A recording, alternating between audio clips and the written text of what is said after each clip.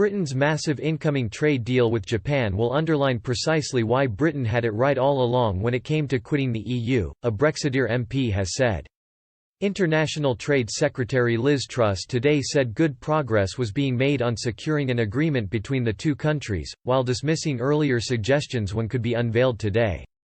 Nevertheless, Daniel Kaczynski, MP for Shrewsbury and Atcham, suggested once a deal was struck, it would demonstrate the value of the UK once again being in charge of its own destiny.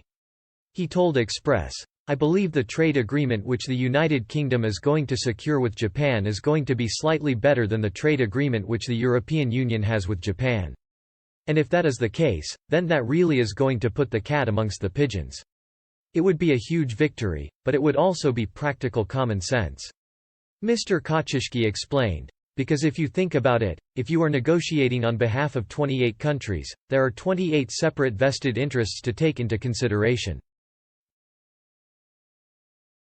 Therefore you have got to make an additional 28 compromises to accommodate all those vested interests. Now from what I have read, we do not need to protect certain industries or products because we do not produce them. And so it is going to be a trade agreement which is more tailor-made to the financial demands and priorities of both countries." Speaking today, Ms. Truss told Parliament, "We are making good progress in our negotiations with Japan.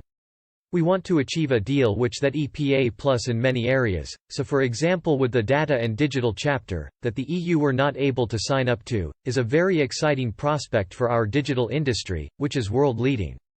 In terms of the number of billion-dollar tech companies we are third in the world after the US and China, so there is a real chance to get a very positive deal with Japan.